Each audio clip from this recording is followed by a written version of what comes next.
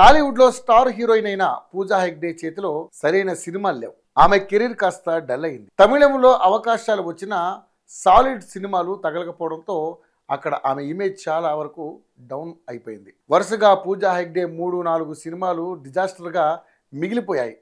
Pan India రేంజ్లో ఆమె నటించిన రాధేశ్యామ్ లాంటి సినిమాలు ఫ్లాప్గా నిలవడంతో పూజా కెరీర్ డేంజర్లో పడింది.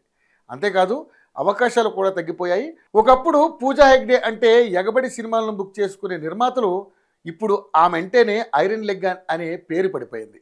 టాలీవుడ్లో దాదాపు స్టార్ హీరోలందరితో నటించి మెప్పించింది పూజా హెగ్డే. అయితే గత కొంతకాలంగా టాలీవుడ్లో సరైన హిట్స్ లేకపోవడంతో ప్రస్తుతం ఆమె తన ఫోకస్ని పూర్తిగా బాలీవుడ్ పైనే పెట్టింది. అంతేకాదు తమిళంలో కూడా అవకాశాలు సాధిస్తోంది. కానీ తెలుగులో మాత్రం ఎవరు పూజా హెగ్డేను పట్టించుకోవడం లేదు.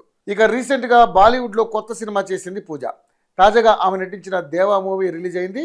ఈ సినిమా ప్రమోషన్స్లో చురుగ్గా పాల్గొంటోంది. ఇక ఈ మూవీ ప్రమోషన్ ఈవెంట్లో ఆమె నోరు జారి మాట్లాడిన మాటలు సంచలనంగా మారాయి. రకరకాల విమర్శలకు దారితీస్తున్నాయి. పూజా హెగ్డే చేసిన ఓ స్టేట్మెంట్ ప్రస్తుతం సోషల్ మీడియాలో హాట్ టాపిక్గా మారింది. సౌత్ సినిమాల గురించి తాను నటించిన సినిమాల గురించి మాట్లాడుతూ అల్లు అర్జున్ జతగా పూజ నటించిన అలవైకుంఠపురంలో మూవీని తమిళ సినిమా అనేసింది పూజ.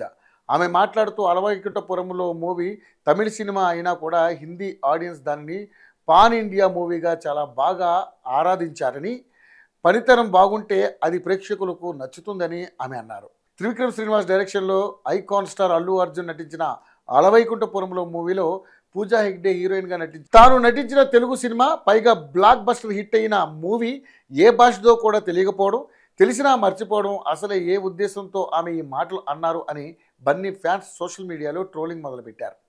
అసలే సినిమా లేక ఐరన్ లెగ్ అని పేరు తెచ్చుకున్న పూజ ఇలా నోరు జారి ఉన్న ఇమేజ్ను కూడా పోగొట్టుకుంటుందంటూ పలువురు అభిప్రాయపడుతున్నారు. ఇక ఎప్పటికైనా పూజ తన మాట్లాడిన పొరపాటును సరిదిద్దుకుంటారా లేదా అనేది చూడాలి. ఈ విషయంలో మాత్రం సోషల్ మీడియాలో గట్టిగా ట్రోల్ చేస్తున్నారు.